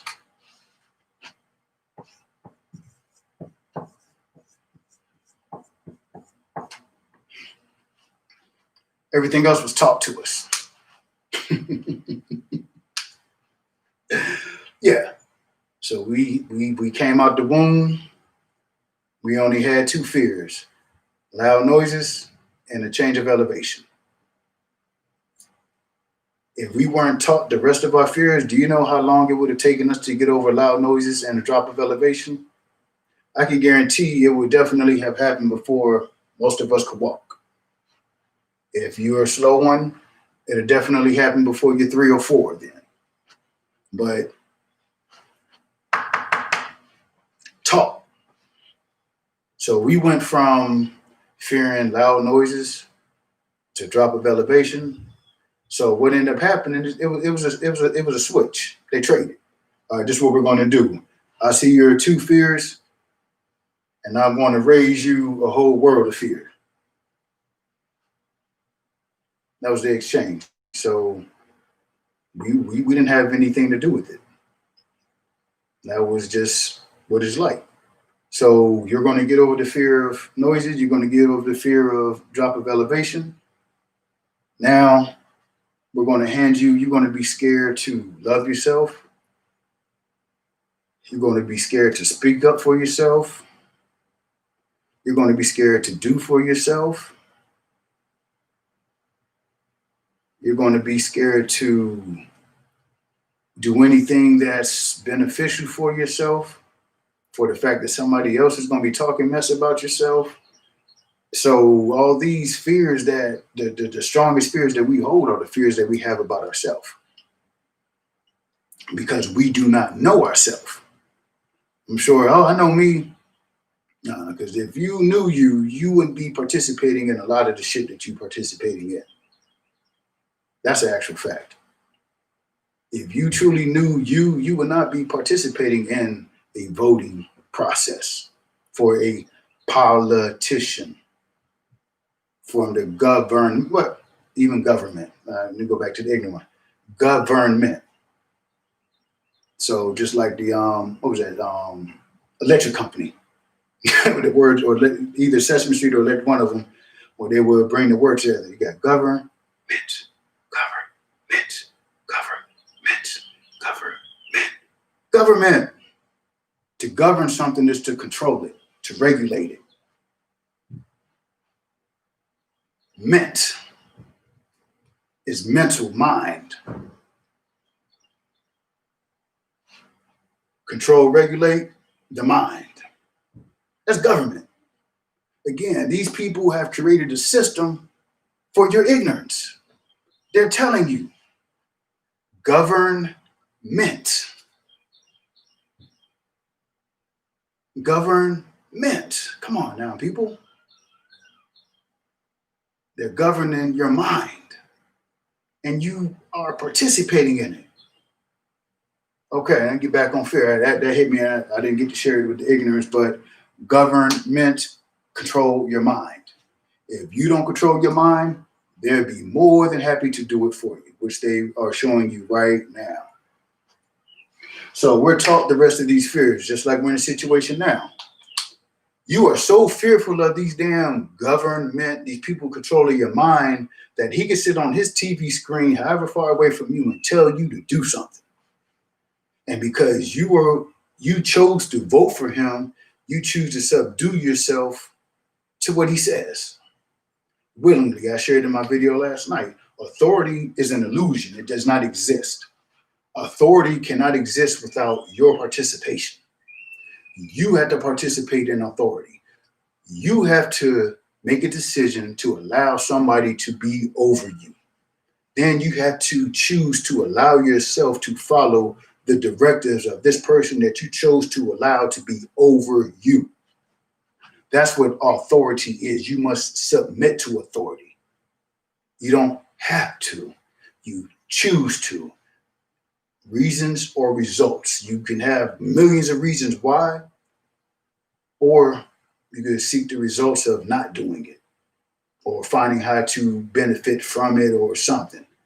But yeah, don't just lay down and let these people stomp all on your ass and your head because you're fear. So these government people controlling your mind, keeping you in fear, that's their only weapon. Think about it. Because if, for instance, all right, you want something to happen. All right, let's say you want a good laugh, and I'm going to use fear. All right, so you're going to scare your mom as a child. You're going to scare your mom. All right, the upstairs is dark. Your mom is coming downstairs, or excuse me, she's coming upstairs. All right, and early in the morning, everybody's supposedly asleep. Far as she knew, when she went downstairs, everybody was asleep. Everything is dark, but she didn't see you go to the bathroom, and then you realize that she was downstairs. So as she comes up the stairs, you open up that bathroom door and scare her. You got a good laugh. So in order to get you a good laugh, you set yourself up in a position to scare her. Then because she did get scared, you got your laugh. You see how that works? If you desire a result, so what they call that as, what I learned that as the Hegelian dialect, is that if you want a specific result, you put and create situations and circumstances that are going to lead those people or toward that result that you want. So if I want to totally control everybody in the world, I need to create a plan to get them to lead to this point under their own will. Because in order for me to control the whole world, I can't go conquest the world and beat everybody up and, tie them up and subdue them. That was the old way of doing it. They're more sophisticated now. So what we're going to do, we're going to create situations or circumstances that you're going to voluntarily subdue yourself under control. So then we're not controlling you. We're just here. That's how they play it. They didn't have anything to do with it because you did it. All they did was provide the necessary ingredients, and all you did was add water to it. So this is a repeated cycle throughout history, and that's where we are right now. But the fortunate thing that where we are right now, this is where we kick fear all in the ass. And the first definition or acronym meaning for fear that stuck with me and really made all the sense in the world is false evidence appearing real. False evidence appearing real. That's all fear is, false evidence. So the evidence or false evidence means it's not real. It didn't happen. It's not true. It's not 100%. And the way that it appears is that it's real. So think about the stuff on TV, man. They got the person in the white coat. You hear the cameras clicking, and they got the official seal behind them. So that, woo! And then when they put their name on the screen, somebody had to type that. So did you verify if they truly have those credentials? Or is that really their name? And if you didn't check their credentials and if that's really their name, I really doubt that you even checked on what they were speaking about, because they had the white coat, the official seal behind them, and some people in ties, with some little earpieces, little ear, whatever. Oh man, but you know what I'm saying? They at the podium, they got the seal, they got the seal behind them, they got official looking microphone, they got a person or two asking a question, and all that's a controlled environment. You know what I'm saying? You are thousands or hundreds of miles away from that production. How do you know that everybody in that room is not on one accord and they're not involved in the production? That is a setup for fear. False evidence appearing real. How can you not? Like you said, cool. Oh, what I meant to say, excuse me, let me go real quick. That when I'm talking about something being possibly, valid. So when I share with people, I'm not asking you to agree with me or not. I just want to drop something on you, and all I need is just a acknowledgement that it is possible. So all I'm looking for is a 1% chance that this may be valid. 1%. So to me, what that does, I'm cool with 1%, because if you got a solid stone, rock, whatever, and you're able to chip away 1% of it, that's no longer solid. So you chip that 1% away, you can chop 2% away, 3%, 4, 5, then big chunks gonna start falling off. So that 1% is gonna lead to 100%. So chipping away. Again, stay tuned, because start knocking blocks off, structures, hillsides. We're gonna dig ourselves out of this ignorance. And this is gonna happen by getting rid of fear. False evidence appearing real. Again, it's a production. I probably about 20 years ago, I was fortunate to be a mentor to foster children within the system. So one of the other mentors arranged a trip to Washington, D.C. So we took our foster boys, we took our boys, so we had the company vans, and we shot on up to D.C. and we got a tour, because, one of the other mentors knew somebody that was in the Senate, or not the Senate. I don't recall exactly where they were, but like I said, we was in our mid-20s. So they were in D.C.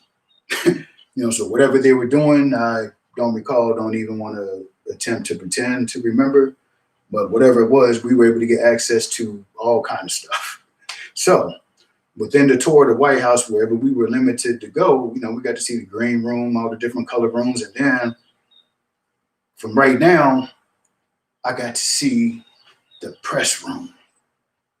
It's just a regular ass room, however big, like a classroom with chairs. Got the little stage, and they got the podium. And this is where everything is done. So with me having little experience behind the camera and setting up things and arranging things, it's a production. At the time, to me, it was, oh man, this is where the president comes and talking, and everybody that asking the questions and on the camera, people sitting over here. Oh man, so at that point in time, my conscious level was even with everybody else that was on that tour to a degree, at least as far as dealing with the government and what Washington is. So it was like, wow. So now going forward, we're coming to where we are now. It's all BS. Again, somebody is standing at a podium reading off a teleprompter something that somebody else had pre-typed. And the information that the person pre-typed had to get approval from whoever is in control of all of this, because it all has to coincide with the direction that we need you to go. We can't have you going to the left or the right. We need you to go straight. So think about it. When on a farm, the cattle herders, hundreds and thousands of cattle, what I'm saying, as far as the eye can see. But when it's time to slaughter, what do they do to those cattle? When it's time to go to the slaughterhouse, when it's time to get paid, when it's time to cash in, when it's time to thin out the herd, they take all that wide land filled with cattle and they start narrowing it down.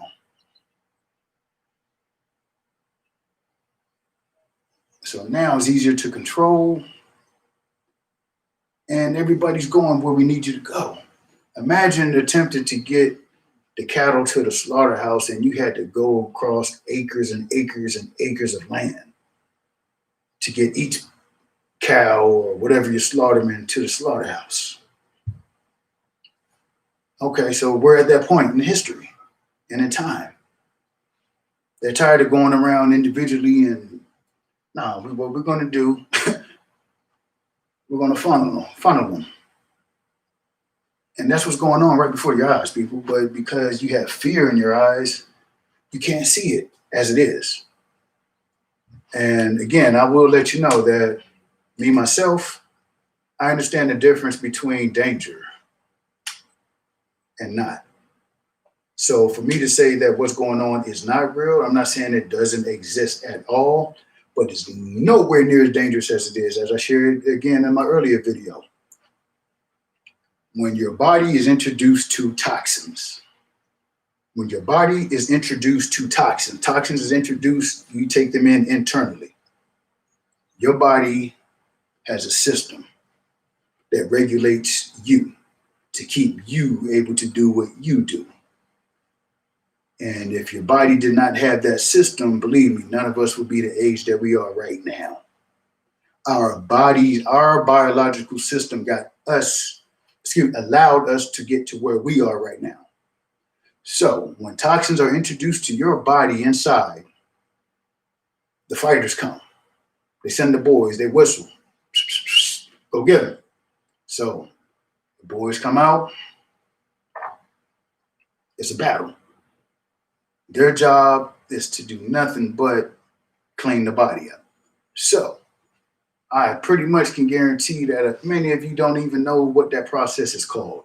Because if you understood what that process is called and then even what that process is, you wouldn't be doing what you're doing to yourself or allowing them to do that to you. Remember, and listen, you're allowing them to do this to you. They need your consent to do it to you. How they got your consent now to say they can force you to do it? You participated in public politics reality games or show. I'll call it a show. It's a show. It's all on TV, so it's a show. You chose to allow them to do it to you. All because of fear. You're not thinking. So your body fights off these toxins. And you know what that process is called? When that came to me, I was like, wow, I never knew that. Because of the propaganda that villainized the process. We're unaware. The process is called the flu. The natural cleansing of your body is called the flu. That's the name they gave it. So every year you are in fear for something that your body does naturally. So you take the information from the white coats rather than looking into nature and seeing what nature has provided for you and even provided you the information of what nature is doing for you. For the people that are, the religious people, God gave us the herbs and everything of the earth for our benefit. But you're in line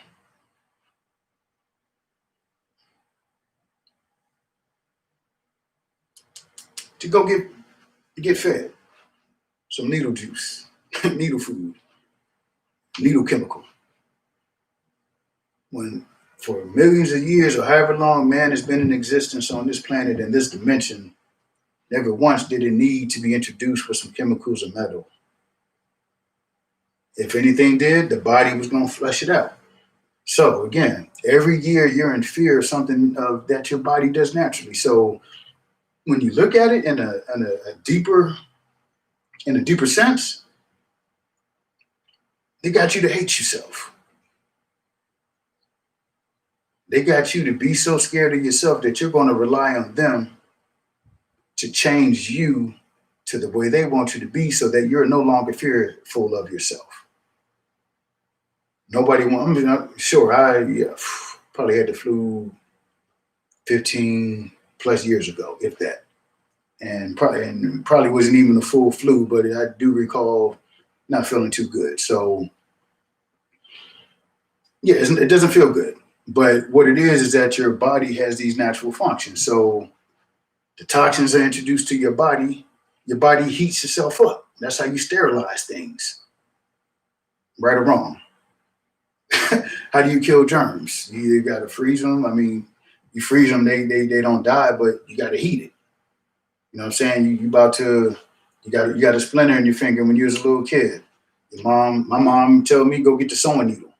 If she didn't have the tweezers, go get a sewing needle, pull out the lighter, burn whatever off, pick it out, I'm gone, good to go. That's what your body does internally. It heats itself up. That's a natural process to heal and cleanse itself. But man, to control man, said, "Oh man, let me give you this needle food so we can prevent that from happening to you." So look at what happens. So let's say, from your childhood, you got all your bodily functions and everything. So the flu and you're getting sick and everything. So what is actually happening is that's how you build up your immune system. That's how you're able to fight off all the other stuff that's out here, the elements that you're getting from other people, the germs and the bugs and all the other terms that they use that people say they usually get them sick. But where they got you now is that they don't even want you to get sick. They got you fearful of being sick.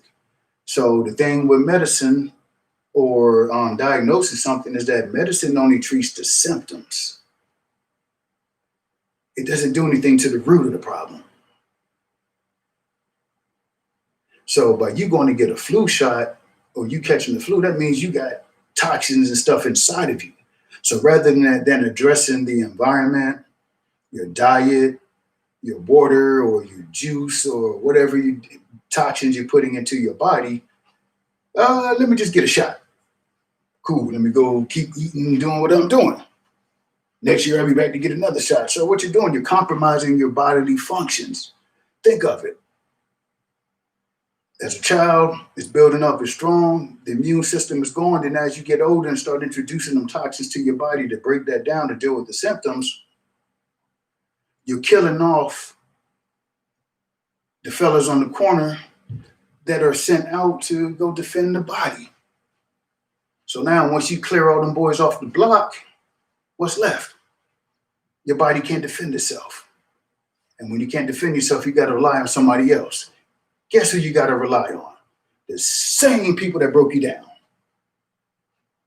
The exact same people that broke you down. You got to go to them for the answer. Hegelian dialect. Hegelian dialect. One more time. Hegelian dialect. Fear is how they get you to go where they need you to go. Now, energy. That's a beautiful one. Energy to me, well, not even to me. What I came to know is energy from before I began. Energy was, you had kinetic energy, static energy, motion, still years ago. So I'm going to stop right there. But everything in existence is of energy and has energy. And if it is used right, it can produce energy.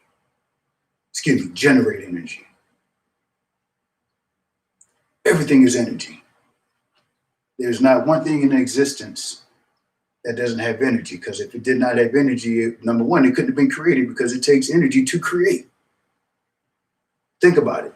All the ideas and thoughts that you have in your mind. Some of you may even thought about writing a book. So if you never grabbed a pen or a pencil or got on your computer and punched them keys, but again, you never put that pen or pencil on that paper, it takes energy to put it on the paper. It's cool to have it in your head, but you got to put it on paper. It takes energy for that.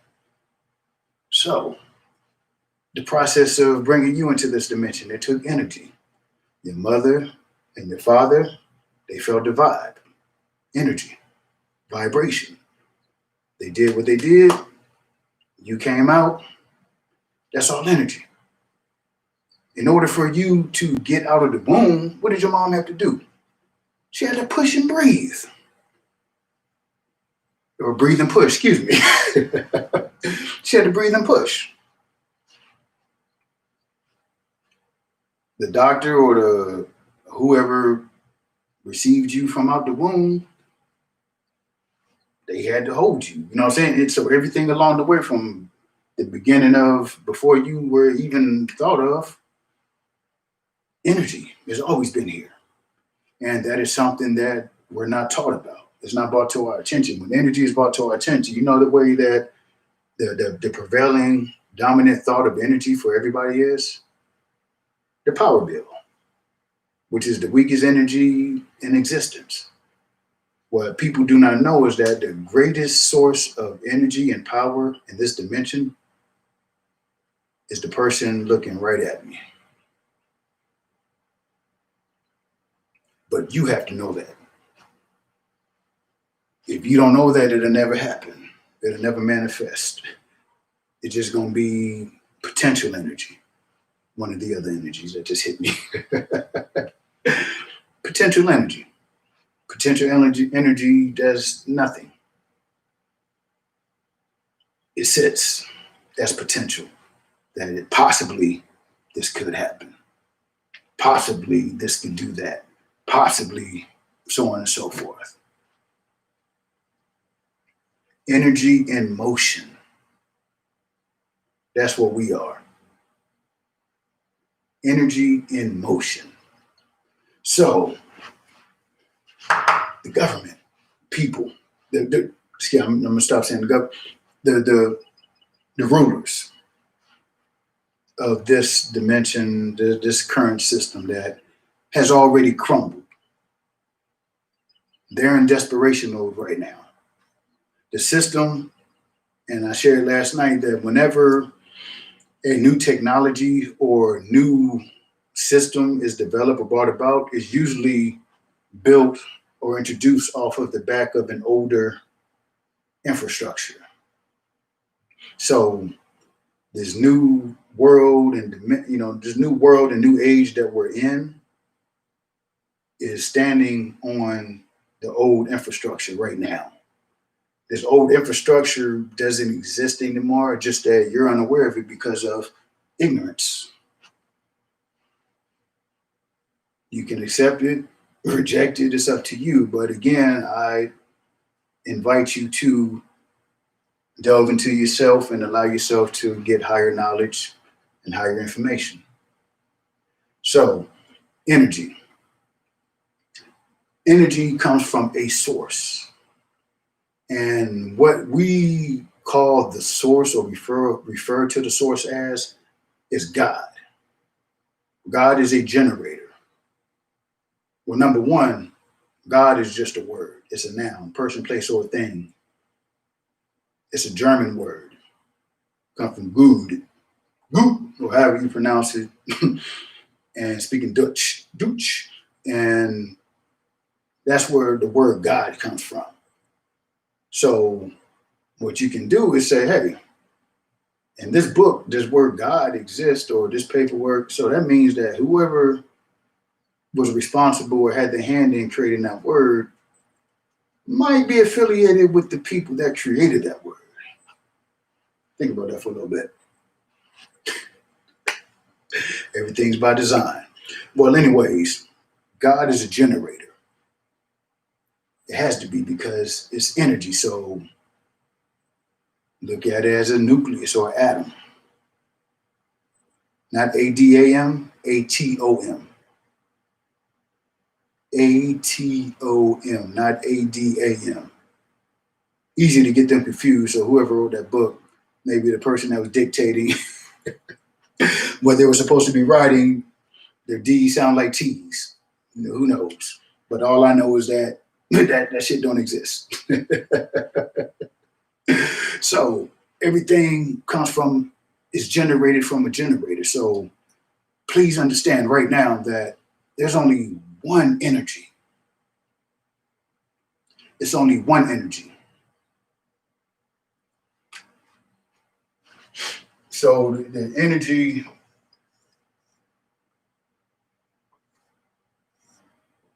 so that's my version of a prism. All right, so you got a light, light coming from a source. Okay, you got the light beam coming in. So the light beam comes in as a clear light, invisible light. All right. Once it gets to the prism, when it hits the prism splits the light up into color spectrum. So the generator sent energy, sent light to the third dimension. Hit the third dimension and split into different colors, races, whatever you want to call it. But it is energy. So the thing is that the ones that knew this was going on said, you know what? Bump what he's doing or what the generator's doing. This is what we gonna do. If y'all with me, y'all with me. So this is what we're gonna do. What we're gonna do, we're gonna take this process that happened, the result of this right here, and we're gonna make sure that they don't know they all were once here as one. Because if we could keep them fractionalized and apart and separate, they're easier to control. So I could get the red people to not like the brown people, get the yellow people to not like the white people, the green people to not like, whatever other colors there are. And we can just sit and control all of that. We can instigate. Okay? So what needs to happen to change that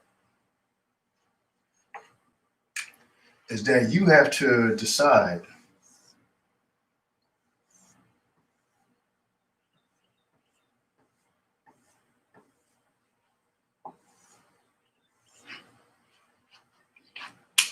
to not buy into the bullshit and make a decision to get back in line from how we started. That's where your power's at. Right here, we're fractionalized. So just like what Rick James asked Charlie Murphy, what did 5 fingers say to the face? Slap. But that was a total different situation than when he hit him with the fist.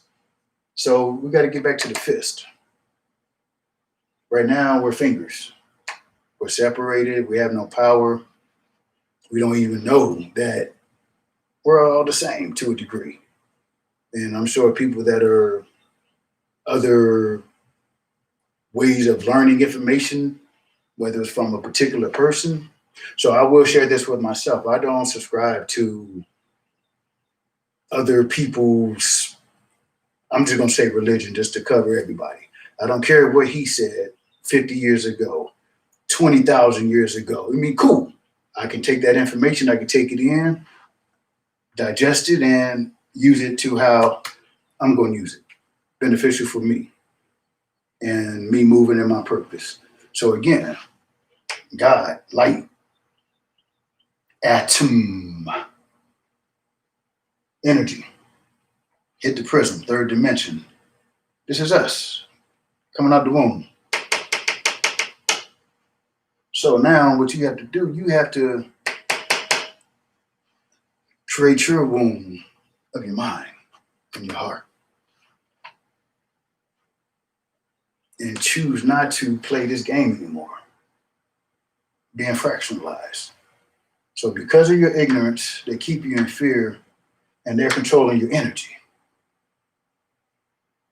That's as simplistic as I can put what's going on in the world without being too in depth, but just like I said, to me, and I accepted this early when I first heard it, the truth doesn't have to make sense. Only the lie does. The truth doesn't have to make sense. Only the lie does. So as far as my level of awareness and consciousness, this is where I'm at. It wasn't given to me like this, but this is what I put together in my mind. So I understood all this. So I said, all right, so I wonder what would happen if you take something splintered, you know what I'm saying? So if it had that effect here, so what would happen if it goes back? So when I came across that information, oh, shit. Okay, then cool. That's what it is. I just make a decision to not be fractionalized. Create a community, build. That was a decision that I made, and that's what I'm doing now. So at some point in time, you may or may not choose to do so, but the one thing I will share with you is that sprout from where you are. There's never going to be a perfect time. You just make the time perfect. When I jumped on, believe me, I'm scheduled 2 years ago. That's where I intended to be doing this right here. But, just didn't happen. So which is cool. I knew that when it was time, the time was right, it was going to happen. And sure enough, that's what it was. And the funny thing is that before this stuff jumped off, as I shared in one of my other videos, I made a decision upwards of a decade ago to get to where I am now, as far as consciously, spiritually. And that process, was, again, over a decade. So I remember sharing with people and, whoever I affiliated and associated with, and just talking that in 2023, 2025, somewhere in that range, this stuff was going to happen. I didn't know it was going to be in the form of how they're presenting it, but I knew they were about to make their play to come strangle everybody. And also, I want to use this one. So many people have seen somebody been put in a headlock, right? And it's or a rear naked chokehold, if MMA people to make it official sounding. So somebody got this person in a headlock. They got them wrapped around their neck. And as long as that person got them, they got them locked in. Neck right in the fold of the forearm and the elbow, and they're giving it to them. So now this person that's being choked, they still have an opportunity to, either pull or do something different to, release the chokehold so they can continue to get breath and oxygen. Now, where we at right now, at this point in time, all these people that are choosing to conform are just aiding and abetting these people's process to get us ready for the slaughterhouse. So they're behind us right now. They got the chokehold, but what's happening? What happens when they apply that offhand or that free hand on that and lock that wrist and give that extra torque? Yeah, they about to. Yeah, you know what it is. Accept it or reject it. Again, I appreciate you sharing your time with me. This is something that I feel that's needed, that is definitely overdue. I see that I went over the 2-hour mark. It was actually kind of easy to do, especially on this subject right here. I appreciate any comments. Let me know a dialogue. We can dialogue. You have any insight to add to this? You want to build? You have skill sets that don't have anything or any direction to use as an outlet? This is where we are in time. We're going back to the barter days. If you're going to not be affiliated with what's going on in the system, or what we honestly need to be doing, we need to be building our own infrastructures. Need to be creating our own power grids, our own food supplies, our own entertainment, our own everything. Everything that's being utilized now will have to be done by those who are not involved or have a desire to stay involved with the system and where it's going right now. Again, the chokehold is on. They're sneaking a hand around. But I guarantee once they lock that wrist, many people are going to be hitting their knees and falling out. Don't let that be you. This is Keystone. I'm a synthesizer of energy, frequencies, and information that generate increases of consciousness, self-awareness, and self-love for those who do not know who they are or the power they possess. This is Code Red. Welcome to the introspection. You've been expecting you.